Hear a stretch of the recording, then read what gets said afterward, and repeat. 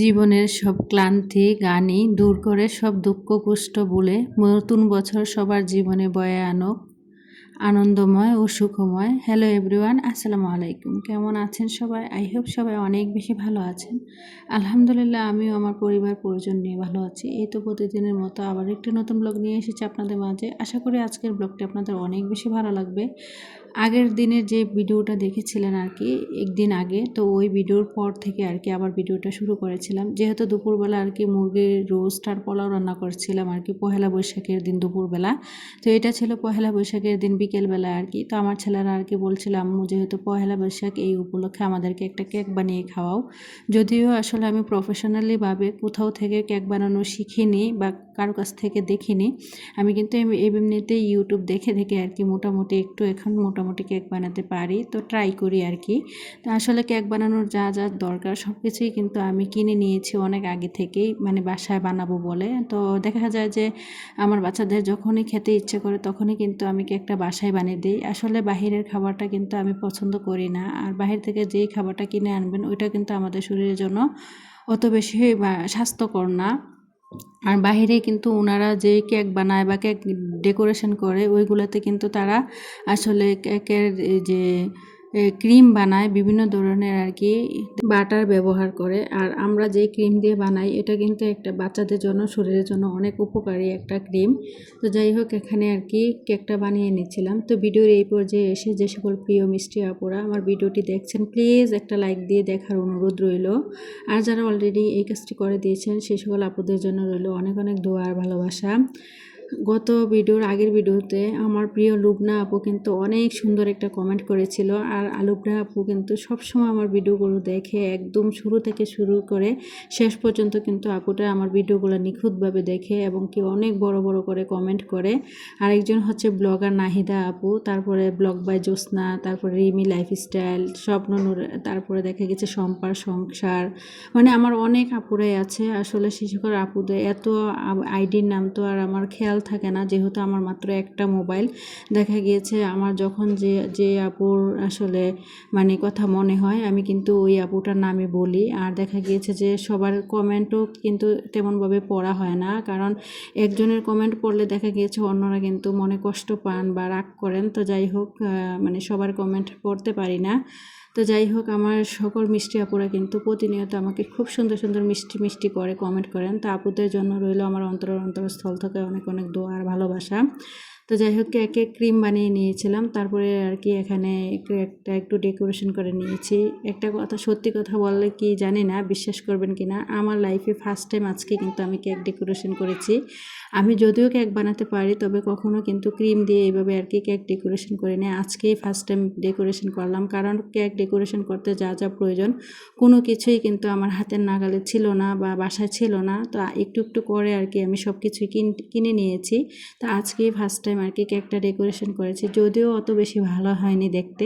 তারপরও তো আমার বাচ্চারা কিন্তু কেকটা দেখে এত বেশি খুশি হয়েছিল, বলেছিল আম্মু তুমি এখন থেকে আর বাহির থেকে কেক কিনে আনবে না, সবসময় কিন্তু বাসায় বানিয়ে দেবে। তো যাই হোক, এখানে আর কি আপনাদের সাথে একটু শেয়ার করলাম। আর কেমন হয়েছে অবশ্যই কমেন্টে বলবেন। তো এটা তো রাতের বেলা ছিল, বিকেলবেলা যেহেতু কেক বানিয়েছিলাম তো রাতের বেলা আর কি কেকটা ডেকোরেশন করে ফ্রিজে রেখে দিয়েছিলাম।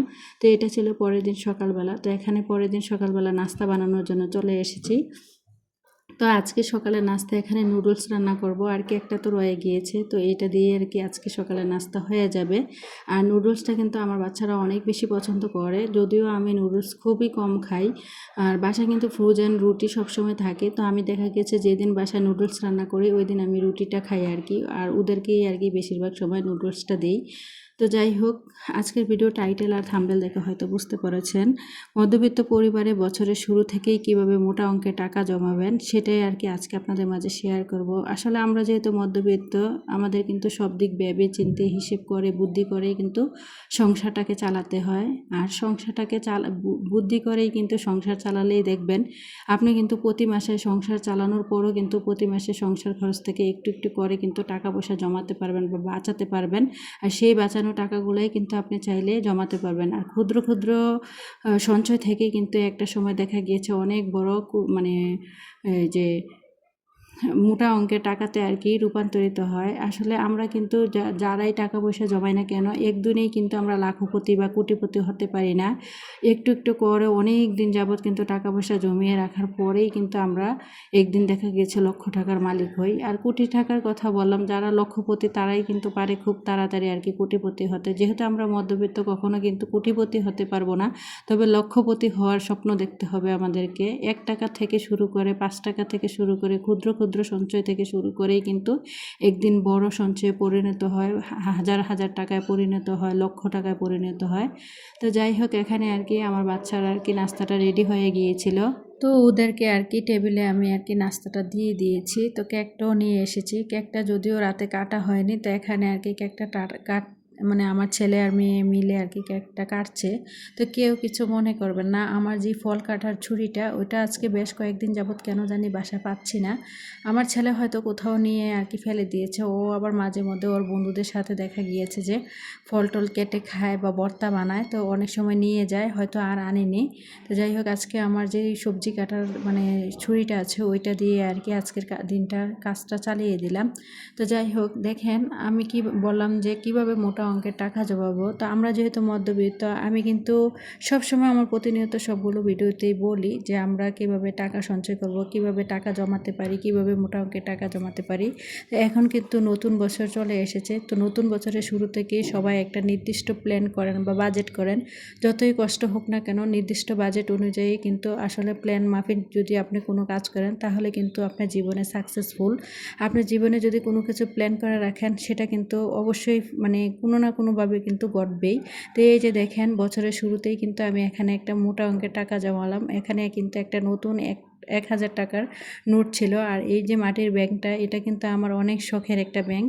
আমি যেহেতু নিজে আর কি এটা কিনেছিলাম, তো এইটাতে আর কি আমি সবসময় আমার মানে যে বাসায় বাজার করার পর যে খুচরো টাকা থাকে আর কি সবসময় চেষ্টা করি এটাতে খুচরো টাকা থেকে শুরু করে আর কি মোটা অঙ্কের টাকা রাখার জন্য। তো এখন যেহেতু বছরের শুরু, তা আমি কিন্তু এই বছর টার্গেট নিয়েছি প্রতি মাসেই মানে আমার সংসার খরচের টাকা থেকে প্রতি মাসে শুরু থেকেই মানে ধরেন মাস শুরু হবে আর আমার হাতে যখনই আমার সংসার খরচের টাকাটা চলে আসবে তখন থেকেই আর কি আমি চেষ্টা করব প্রতি মাসে 1,000 টাকা করে আর কি এই মাটির ব্যাংকটা রাখার জন্য। আর দেখা গিয়েছে যখন আমার এই মাটির ব্যাংকটা একদম মানে ফুল হয়ে যাবে, টাকায় ভর্তি হয়ে যাবে, তবে অবশ্যই আপনাদের সাথে শেয়ার করব তার মধ্যে কত টাকা আর কি আমি জমাতে পেরেছি। তো আপনারাও চেষ্টা করবেন। এখন যেহেতু নতুন বছরের শুরু হয়েছে, তো এখন থেকে বছরের শুরু থেকেই কিন্তু আজ থেকে শুরু করে দেন যে টাকা জমানোর অভ্যাস, যাদের আর কি টাকা জমানোর অভ্যাস নেই। আর যাদের আছে তাদের কথা কি বলবো, তারা তো আগে থেকেই কিন্তু টাকা পয়সা রাখার চেষ্টা করেন। আসলে মানুষ পারে না এমন কোনো কাজ নেই, চেষ্টা করলে মানুষ কিন্তু অনেক কিছু পারে। ধরেন আপনি যদি সংসার খরচ টাকার থেকে প্রতি মাসে 1,000 টাকা করেও যদি মাটির ব্যাংকে রাখেন, দেখবেন আপনার যেই সংসার খরচে যে টাকাটা থাকবে ওই টাকাটা দিয়েই কিন্তু খুব সুন্দর করে হিসেব করে কিন্তু আপনি চাইলে আপনার সংসারটাকে চালাতে পারেন। তারপরে দেখা গিয়েছে আমরা আসলে অনেকে বুঝতে পারি না কিভাবে মোটা অঙ্কের টাকা জমাবো। আসলে আমরা অনেক গৃহিণীরা আছে মানে অনেক বেশি অলসতা করি। দেখা গিয়েছে বেশিরভাগ সময় বাচ্চাদেরকে অলসতা করে বাসায় কোনো খাবার তৈরি করে দেই না। সকালের নাস্তা থেকে শুরু করে বিকেলের নাস্তা, বা দেখা গিয়েছে ওদের কিন্তু মাঝে মধ্যে মন চায় ভালো মন্দ খাওয়ার জন্য, তো সেগুলোও কিন্তু আমরা বাহির থেকে অর্ডার করে নিয়ে আসি। ধরেন আজকে যে কেকটা বানালাম এটা যদি বাহির থেকে কিনে আনতে যেতাম, এখানে কিন্তু 2 পাউন্ডের কেক ছিল, 2 পাউন্ডের কেক যদি আমি বাহির থেকে কিনে আনতে যেতাম তাহলেও কিন্তু আমার 400 থেকে 500 টাকা কিন্তু খরচ হতো। দেখেন বাসায় যেহেতু আমি এটা বানিয়ে নিয়েছি, দেখা গিয়েছে আমার আর এই টাকাটা মানে আর লাগলো না, মানে এই কেকটা আর কিনে আনতে হলো না। আর তো কেকটা কিনে আনতে যেই টাকাটা খরচ হতো ওই টাকাটা কিন্তু আর লাগবে না। তো আমি চাইলে কিন্তু এই টাকাটা আর কি সবসময় এভাবে মাটির ব্যাংকে বা দেখা গেছে প্লাস্টিকের ব্যাংকে জমিয়ে রাখতে পারি। আপনারাও সবসময় চেষ্টা করবেন বাসায় বাচ্চাদেরকে সকালের নাস্তা থেকে শুরু করে বিকেলের নাস্তা সব কিছু আর কি বাসায় তৈরি করে দেওয়ার জন্য। কখনোই অলসতা করবেন না। আসলে মানে সঠিক পরিকল্পনা, বুদ্ধি আর পরিশ্রম দিয়ে সংসার চালালে কিন্তু দেখা গেছে প্রতি মাসেই আমরা কিন্তু মোটা মোটা অঙ্কের টাকা পয়সা জমাতে পারি। তা আসলে আবার অনেকে আছে হেল্পিং হ্যান্ড খালা দিয়ে কাজ করায়। আসলে সংসারটাকে ভালোবেসে ভালো লাগা থেকে যদি আপনি আপনার সংসারের কাজগুলো করেন তাহলে দেখবেন যে খুব সুন্দরভাবে অনায়াসেই কিন্তু দেখা গিয়েছে আপনি হেল্পিং হ্যান্ড খালাকে যে টাকাটা দিতেন ওই টাকাটা আর দেখা গিয়েছে হেল্পিং হ্যান্ড খালাকে দিতে হয় না। আপনার সংসারের কাজগুলো যদি একটু নিজে পরিশ্রম করে কষ্ট করে করেন, তো আপনি হেল্পিং হ্যান্ড খালাকে যে টাকাটা দিতেন ওই টাকাটা দিয়ে কিন্তু চাইলে আপনি ওই টাকাটা কিন্তু সঞ্চয় করে রাখতে পারেন। তো এভাবে করে কিন্তু ক্ষুদ্র ক্ষুদ্র সঞ্চয় থেকে কিন্তু মোটা অঙ্কের টাকায় রূপান্তরিত হয়। আবার অনেকে আছে আমরা বাহিরে মানে ঘোরাঘুরি করতে পছন্দ করি বা বাহিরের খাবার খেতে অনেক বেশি পছন্দ করি। তো আমি মনে করি এটা কিন্তু একটা খারাপ অভ্যাস। এই খারাপ অভ্যাসটাকে পরিহার করে বাসায় সবসময় চেষ্টা করবেন বাইরে ঘুরতে গেলেও বাসা থেকে খাবার আর কি, যারা ট্যুরে যান দেখা গেছে বাসা ফ্যামিলি পিকনিকে যান, সবসময় চেষ্টা করবেন বাসা থেকে আর কি খাবার রান্না করে বক্সে বক্সে ভরে নিয়ে যাওয়ার জন্য। তাহলে কিন্তু দেখা যায় বাহির থেকে আর দাম দিয়ে কিন্তু খাবার কিনে খেতে হয় না। আসলে বাহিরের খাবারগুলো যদিও আমাদের শরীরের জন্য এত বেশি স্বাস্থ্যকর না, তারপরে কিন্তু অনেকটা কড়া দাম দিয়ে কিন্তু কিনে খেতে হয়। তো আসলে আমরা যদি বাসা থেকে খাবারগুলো কিনে মানে বানিয়ে নিয়ে যাই, দেখা গেছে আমাদেরই কিন্তু সংসার খরচটা অনেকটাই বেঁচে যায়।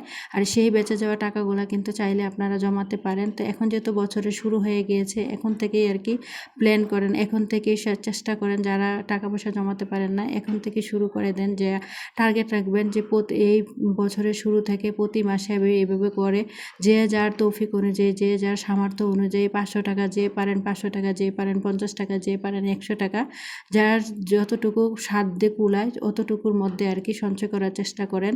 তারপরে আবার যদি আমরা একটু হিসেব করে চলি, দেখা গিয়েছে এখন বর্তমান সময়ে বাংলাদেশের যে পরিস্থিতি, এখন কিন্তু গ্যাসের দাম অনেক বেশি, 2200 টাকা থেকে 2500 টাকাও কিন্তু গ্যাস হয়েছিল। তো বুদ্ধি করে যদি একটু আমরা দেখা গিয়েছে ভাতটা যদি গ্যাসের চুলায় রান্না করি আর ইলেকট্রিক চুলায় যদি দেখা গিয়েছে যে এই যে মানে তরকারিটা রান্না করি, তাহলে কিন্তু গ্যাসটা অনেকটাই কম লাগে। আর যখন মানে ইলেকট্রিক চুলায় রান্না করবেন, অনেকে আবার বলবেন ইলেকট্রিক চুলায় রান্না করলে তো কারেন্ট বিল আসে। আর যখনই কিন্তু কারেন্ট বিল মানে ইলেকট্রিক চুলায় রান্না করবেন, সবসময় চেষ্টা করবেন বাসা টিভি ফ্যান মানে সবসময় টিভি ফ্যান লাইট এগুলো বন্ধ রেখে আর কি মানে ইলেকট্রিক চুলা চালানোর জন্য। তো তাহলে কিন্তু লাইট মানে ফ্যান বাবদ আপনার যে কারেন্ট বিলটা আসতো দেখা গিয়েছে ওইটা আর আসবে না। দেখা গিয়েছে মানে সেম বিলই কিন্তু আপনার আসবে ইলেকট্রিক চুলা রান্না করার ফলে। আমি কিন্তু সবসময় এই টেকনিকটা খাটিয়ে কিন্তু ইলেকট্রিক চুলা রান্না করি। তারপরে আবার দেখেন যাদের বাচ্চারা দেখা গিয়েছে মাদ্রাসায় পড়ে, সবসময় চেষ্টা করবেন বাসা থেকে খাবার দিয়ে আসার জন্য।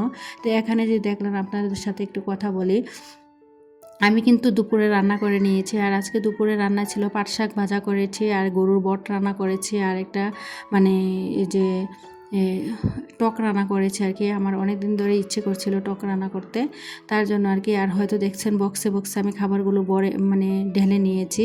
আসলে এই খাবারগুলো নিয়ে কিন্তু এখন চলে যাচ্ছে আমি আমার ছেলের মাদ্রাসায়। তা আমার ছেলে যেহেতু মাদ্রাসায় পড়ে, অনেক আপুদেরকে বলেছি যে আপু আমার ছেলে একজন মাদ্রাসায় পড়ে, তো ওর যে খাওয়া বাবদ আর কি থাকা খাওয়া বাবদ কিন্তু আমার 5000 টাকা দিতে হতো। তা আমি যেহেতু বাসা থেকে একটু কষ্ট করে 10 মিনিটের রাস্তা হেঁটে প্রতিদিন গিয়ে আমার ছেলেকে খাবারটা দিয়ে আসি, দেখা গিয়েছে আমার আর 5000 টাকা ওইখানে দিতে হয় না, ওইখানে মাত্র আমার 2000 টাকা দিতে হয়। দেখেন আমি যদি আমার ছেলেকে মাদ্রাসায় খাবার খাওয়াতাম, ওইখানের খাবারটা কিন্তু বাচ্চারা অত ভালো খেতে পারে না, কারণ এতজনের রান্না কিন্তু অত ভালো হয় না। তারপরে দেখা গিয়েছে মাদ্রাসায় কিন্তু বাচ্চাদেরকে কি খাবার দেয় না দেয় আসলে আমরা কিন্তু জানি। আমি কিন্তু দেখি প্রায় সময় যখন মাদ্রাসায় যাই দেখি বাচ্চারা কত কষ্ট করে খাবার খায়। আসলে মায়ের মতো এই পৃথিবীতে কেউই আদর করবে না বা মায়ের মতো রান্না কেউই কিন্তু নিজের বাচ্চাদেরকে করে খাওয়াবে না। তো আমি সবসময় চেষ্টা করি বাসা থেকে রান্না করে আর কি আমার বাচ্চার জন্য নিয়ে যাওয়ার জন্য। তো প্রতিদিন আমি কিন্তু এই কলেজটার উপর দিয়ে প্রতিদিন আমার ছেলের জন্য খাবার নিয়ে যাই। এতে করে দেখা গিয়েছে মাদ্রাসায় খাবারটা দেওয়ার কারণে আমার কিন্তু প্রতি মাসে 3000 টাকা কিন্তু সেভ হয়। এই সেভ হওয়া টাকাটাই কিন্তু আমি একটু একটু করে সঞ্চয় করে রাখি। তাই আর কি আজকে আপনাদের মাঝে শেয়ার করব। আপনারা চাইলে কিন্তু যাদের বাচ্চা মাদ্রাসায় পড়ে বা আশেপাশে স্কুলে পড়ে, যারা হোস্টেলে থেকে লেখাপড়া করে, তারা যে কিন্তু চাইলে বাসা থেকে আর কি বাচ্চাদেরকে খাবারটা দিতে পারেন। আসলে বাসা থেকে যদি বাচ্চাটাকে খাবার দেন তাহলে কিন্তু দেখা গেছে ওইখান থেকে খাওয়া বাবদ যে টাকাটা দিতে হতো ওই টাকাটা আর দিতে হয় না। এতে করে কিন্তু আপনার সংসার খরচটা অনেকটাই বেঁচে যায় আর আপনি চাইলে কিন্তু মাস শেষে মোটা অঙ্কের টাকা জমাতে পারেন। তো যাই হোক, আমার পরবর্তী ভিডিও দেখার আমন্ত্রণ জানিয়ে আজকের মতো ভিডিওটা এখানেই শেষ করলাম। সবাই ভালো থাকবেন। খোদা হাফেজ। আসসালামু আলাইকুম।